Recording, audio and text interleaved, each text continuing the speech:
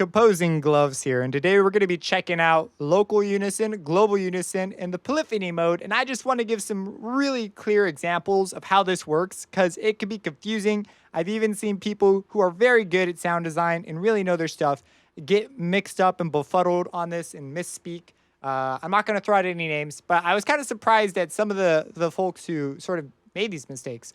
So let's go ahead and really quick just look at them. So the first here, I call it local unison because this one's called global unison. So I figured, well, this one must be local.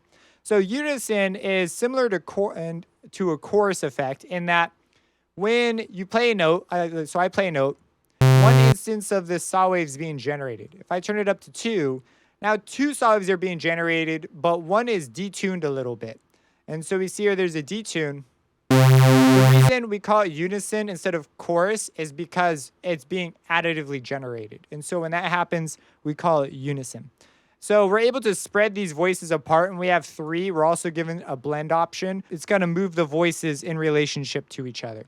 So we can have up to 8 of these. So you might think, wow, eight individual generated differently detuned things, that's got to be heavy on the processor. But the thing is, this unison will generate this and then send it out as that. So it'll sum it all up into one bus. And now it's just like one note again, one crazy big 8-voice note.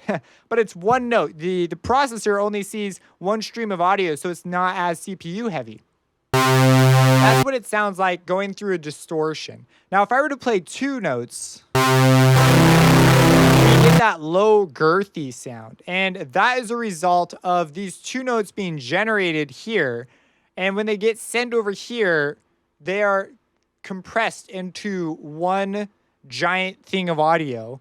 And as a result, that thing hits the distortion and creates those lower textures. What if we wanted those 2 individually generated notes? So I'm hitting a C and an E. What if I wanted the C to be unison and hit the distortion and the E to be unison and hit the distortion? It wouldn't be as aggressive because it would be 2 8 unison things. So we can actually do that with the polyphony mode here. So when I turn that on, it'll see each individual note as an individual thing. So if I play this now, there's no low end craziness that comes up because it's the distortion seeing those 2 individual notes. So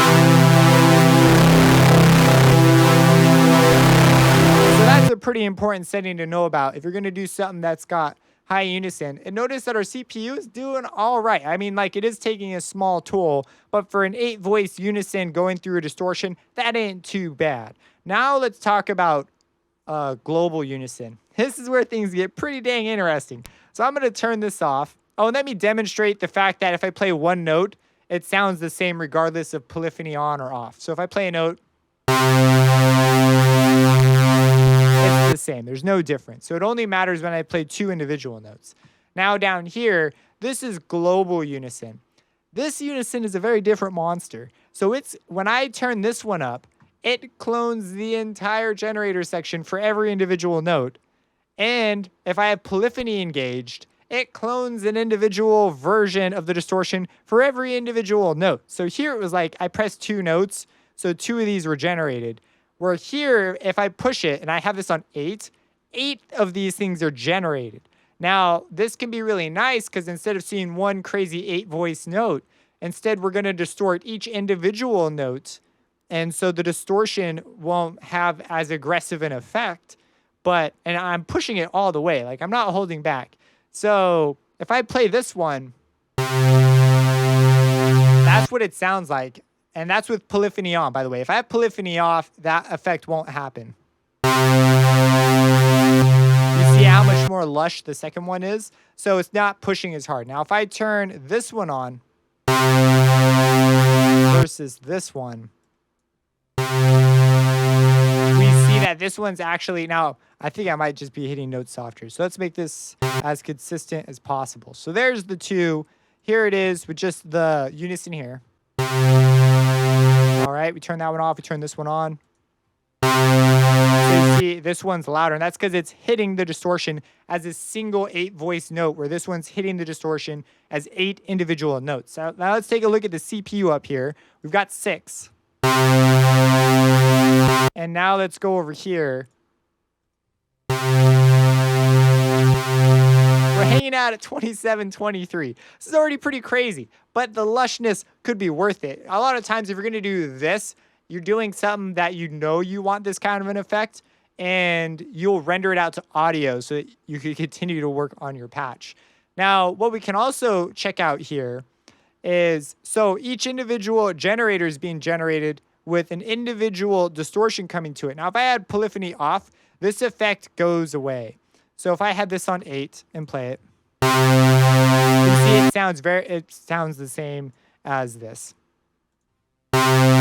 So that's pretty much the difference and why you would pick one over the other. So this Unison generates it. Polyphony makes it seen as different notes when you use this Unison. So it only matters if you have like multiple notes going on.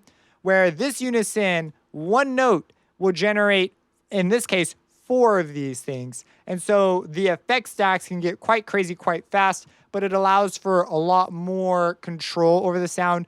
Things aren't getting overly squashed or crushed with this. So this could be really, really handy. Now, another note that's just sort of something random. If you turn on polyphony in one lane, it has to be on in all the previous lanes. I don't understand the reasoning. In the manual, it simply says that this is a technical thing that has to happen. So just so you know, if you're going to do something with polyphony, when you're doing stuff in lane 1, if you're going to do that, do it in lane 1. Because if you want to use lane 2 and 3 with a CPU advantage, that's the way it's got to be. Because if you start doing it in lane 2, well, lane 1's going to change the sound of your patch, and it's going to get interesting. So anyways, hopefully that's some pretty clear demonstrations. A little bit confusing for me at first, but after a while I began to go, hey, this has got some pretty dang cool advantages, especially when it comes to pads that you want to toss distortion onto. You can get a lushness that's not usually possible, because if you think about it, anytime you load an effect, you know, it's going to go through there as just one giant piece of audio. We're here at the synthesis level, we have the ability to do these pads that would just are not possible any other way. If you have any questions about this, let me know, subscribe, and have a blessed day.